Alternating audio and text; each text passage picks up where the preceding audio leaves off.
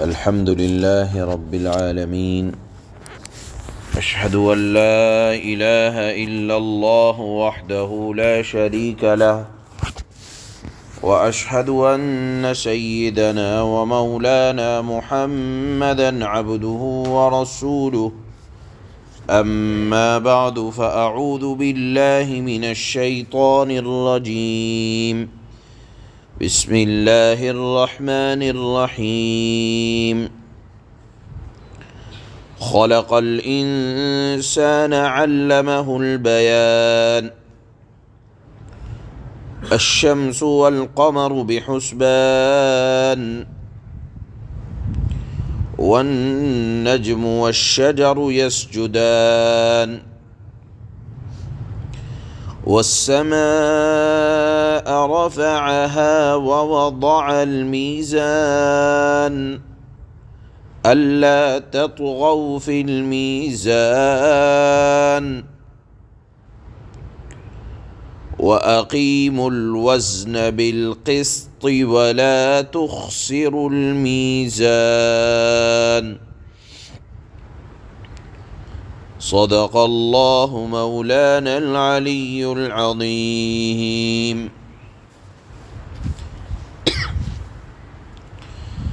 اللہ نے ان آیات میں اپنی نعمتوں کا ذکر فرمایا، اور اللہ نے سورہ رحمان کے اندر بار بار اپنی بے شمار نعمتوں کو انسان کو یاد دلایا ہے. اللہ نے فرمایا کہ اے انسان، سب سے پہلے تو یہ جان کہ تجھے پیدا اگر کسی نے کیا ہے تو وہ اللہ کی ذات ہے. تمہارے ماں باپ تمہارے دنیا میں آنے، تمہارے وجود پانے کا ذریعہ تو ہو سکتے ہیں، لیکن پیدا کرنے والا در حقیقت ماں کے پیٹ کے اندر زندگی دینے والا، حقیقت میں ماں کے پیٹ میں روزی دینے والا، حقیقت میں تمہارے وجود کو بنانے والا، حقیقت میں در حقیقت وہ اللہ کی ذات ہے. اور پھر اللہ نے فرمایا اپنی اور نعمتوں کو یاد دلاتے ہوئے، علمہ البیان. وہی اللہ ہے جس نے انسان کو پیدا کر کے اس کو بولنے کی صلاحیت عطا فرمائی کہ اپنے ما فی الضمیر کو، اپنی دل کی مراد کو حسن خوبی سے ادا کر سکے اور بات کو دوسروں کو سمجھا سکے. یہاں یاد رکھنا چاہیے، اللہ نے بیان کو، ما فی الضمیر کے ادا کرنے کو ایک نعمت بتلایا ہے، اور اپنے ما فی الضمیر کو حسن خوبی سے ادا کرنا یہ ایک اللہ کی طرف سے انعام ہوا کرتا ہے. آپ سوچیں گے کہ اللہ نے قوت گویائی، بولنے کی صلاحیت کو اتنا اونچا مقام کیوں عطا فرمایا کہ اس کو اپنی نعمت بیان فرمایا ہے. دیکھیے، بولنے کی نعمت، بولنے کی صلاحیت، یہ محض ایک نعمت نہیں ہے، یا یہ ایک انعام نہیں ہے، بلکہ اگر آپ اس ما فی الضمیر کے ادا کرنے کو، میرے دل میں کیا ہے، میں اپنی بات مخاطب کو سمجھا دوں، اس ایک نعمت کے اندر بے شمار نعمتیں چھپی ہوئی ہیں. اس لیے اللہ نے ایک نعمت بولا، کہا اس میں غور کرو. اگر اس میں غور کرو گے تو اللہ کے بے شمار تمہیں انعام نظر آئیں گے. کیا؟ مثال کے طور پر اگر کسی کے اندر بولنے کی صلاحیت ہے تو جان لے کہ اس کے اندر عقل بھی ہے، کیونکہ بے عقل آدمی بول نہیں سکتا. اسی طرح اگر کسی کے اندر اپنے دل کی مراد کو مخاطب کو سمجھانے کی صلاحیت موجود ہے تو جان لے اس کے اندر شعور بھی ہے، اس کی عقل بالغ ہے، اپنے ما فی الضمیر کو اگر ادا کر رہا ہے تو عقل بھی ہے، شعور بھی ہے، اس کے اندر تمیز بھی ہے، الفاظ کے چناؤ کا انتخاب بھی ہے۔ اسی طرح اگر وہ اپنے ما فی الضمیر کو سمجھا رہا ہے تو سب سے پہلی بات یہ ہے کہ اس کے اندر خود سمجھ موجود ہے، اس کو کہا جاتا ہے فہم۔ اگر کوئی اپنی بات کو صحیح طریقے سے ادا کر رہا ہے تو سمجھ لینا چاہیے کہ اس کے اندر خود سمجھ موجود ہے۔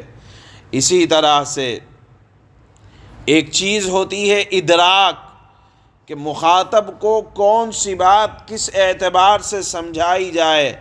اگر کوئی حسن خوبی کے ساتھ اپنے ما فی الضمیر کو ادا کر رہا ہے تو سمجھ لینا چاہیے کہ اس کے اندر اللہ کی یہ نعمت بھی موجود ہے۔ اسی طرح تمیز جس کو کہا جاتا ہے، بڑے چھوٹے کے ساتھ کس انداز سے پیش آئے۔ اگر کوئی بیان اپنے ما فی الضمیر کو ادا کر رہا ہے تو یہ تمام خوبی اس کے اندر موجود ہے۔ اس لیے اللہ کی عادت یہ ہے کہ اللہ ایک نعمت کو بیان فرماتے ہیں، اس کے پیچھے ایک لمبا انسان کو غور کرنے کا موقع ہوتا ہے۔ اس لیے اللہ نے فرمایا کہ وہی ذات ہے کہ جس نے بولنے کی صلاحیت عطا فرمائی۔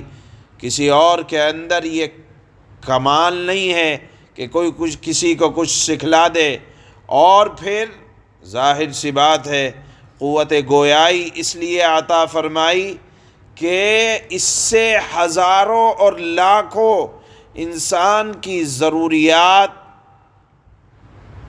وابستہ ہے۔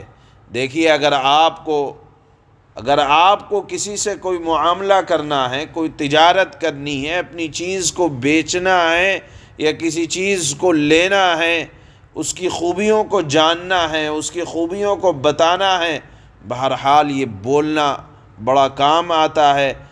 اللہ نے اسی نعمت کو بیان فرمایا اور پھر اس کے بعد فرمایا الشمس والقمر بحسبان، سورج اور چاند ایک حکم سے، ایک مقررہ نظام اور حساب کے اعتبار سے چل رہے ہیں۔ سورج کا آنا جانا ایسا نہیں ہے کہ سورج کسی دن چھٹی کر دے کہ آج نہیں نکلنا، یا چاند سورج کی جگہ آ جائے۔ یہ ایک نظام اللہ نے بنا رکھا ہے کہ سورج کے آنے جانے سے، چاند کے آنے جانے سے تاریخوں کا ایک نظام بنا ہوا ہے۔ اسی طرح ان کے طلوع اور غروب، گھٹنے اور بڑھنے سے دن رات، مہینے، سال اور موسمی اثرات اور موسم میں ہونے والے پھل اور زمین سے اگنے والی کھیتیاں، زمین سے نکلنے والے درخت، اللہ نے یہ تمام سارا نظام چاند اور سورج کے آنے جانے اور ان کے ایک مقررہ نظام کے مطابق چلنے سے اللہ نے اس نظام کو دنیا میں قائم رکھا ہے۔ اس کے بعد اللہ نے فرمایا والنجم والشجر یسجدان، کہ تنے دار درخت اور بغیر تنے کے درخت یعنی بیل بوٹے، یہ تمام کے تمام اللہ کے حکم کے مطیع ہیں۔ اللہ نے درختوں کو اور بیل بوٹوں کو جن کے اندر تنا نہیں ہوتا، جو زمین پر پھیلا کرتے ہیں، ان کو یسجدان کہا ہے کہ وہ سجدہ کر رہے ہیں۔ علماء نے لکھا ہے کہ یسجدان کے معنی اگر حقیقت بھی لیا جائے کہ درخت یہ اللہ کو سجدہ کر رہے ہیں تو بھی کوئی حرج کی بات نہیں ہے کہ اللہ نے ہر ایک کی ایک عبادت مقرر کی ہے، وہ اپنے عبادت میں لگے ہوئے ہیں۔ یہ مضمون سورہ بنی اسرائیل میں بھی آ چکا ہے۔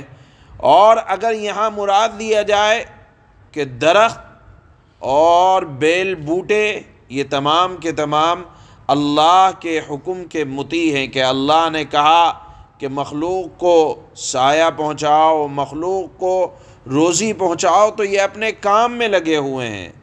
اس کے بعد اللہ نے اپنی نعمت کو اور اظہار فرمایا، وَالسَّمَاءَ رَفَعَهَا وَوَضَعَ الْمِيزَانَ، کہ دیکھو اللہ نے آسمان کو ایسا بلند کیا کہ تم اتنی اونچی اونچی عمارتیں بنا لو، یا آسمان میں کتنا ہی اوپر سفر کر لو، آسمان کی بلندی کو نہیں پہنچ سکتے، یا آسمان ایسا بلند ہے کہ اس کے اندر تم چاہے جو کرنا چاہو وہ کر لو، سفر کرنا ہے سفر کر لو، اسی طرح عمارتیں بنانا ہے عمارتیں بنا لو، آسمان کی بلندی کے اندر سب سما جائے گا۔ اس کے بعد اللہ نے فرمایا کہ دیکھو وہی ذات ہے جس نے دنیا میں ترازو رکھا کہ تم اس سے ناپ تول کر انصاف کے ساتھ جب خرید و فروخت کرو، لین دین کا معاملہ کرو، سارے کاروباری معاملات کرو، تو اس سے اللہ تطغوا فی المیزان، تولنے میں کمی بیشی نہ کرو، اور انصاف کے ساتھ وزن کو ٹھیک رکھو اور تول کو مت گھٹاؤ۔ یہ اللہ نے میزان یعنی ترازو کا فائدہ بیان فرمایا، اور اس نظام کو یعنی میزان تولنے کے نظام کو اللہ نے ایک نعمت کے طور پر یہاں آیت میں بیان فرمایا ہے۔ ان تمام نعمتوں کو اللہ نے ان چند آیتوں میں بیان فرمایا۔ اللہ فرماتے ہیں خلق الانسان علمہ البیان، اللہ ہی ہے جس نے انسان کو پیدا کیا اور اسی نے اس کو بات واضح کرنا سکھلایا، یعنی بولنے کی طاقت، ما فی الضمیر کو ادا کرنے کی صلاحیت انسان کو اللہ نے سکھلائی ہے۔ الشمس والقمر بحسبان، سورج اور چاند ایک حساب میں جکڑے ہوئے ہیں، مرضی کے مالک نہیں ہیں، بلکہ اللہ نے ایک قانون، ایک نظام بنا رکھا ہے، اسی کے اعتبار سے سورج اور چاند آتے اور جاتے ہیں۔ والسماء رفعها والنجم والشجر يسجدان، بیلیں اور درخت سب اس کے آگے سجدہ کرتے ہیں۔ ایک ترجمہ یہ ہے، اور دوسرا ترجمہ یہ ہے کہ بیلیں اور درخت سب اللہ کے حکم کے مطیع ہیں۔ والسماء رفعها ووضع الميزان، اور آسمان کو اللہ نے بلند کیا، گویا کہ آسمان کی بلندی یہ بھی ایک نعمت ہے، اور اللہ نے ترازو قائم کیا ہے۔ کیوں ترازو قائم کیا؟ کہ اللہ تطغوا فی المیزان، کہ تم تولنے میں ظلم نہ کرو۔ وَأَقِيمُوا الْوَزْنَ بِالْقِسْطِ وَلَا تُخْسِرُوا الْمِيزَانَ، اور انصاف کے ساتھ وزن کو ٹھیک رکھو، یعنی ناپ تول میں کمی نہ کرو اور تول میں کمی نہ کرو، دو تو جھکتا ہوا دو، اور جب لو تو انصاف کے ساتھ لو۔ سبحان اللہ بحمدہ، سبحان اللہ۔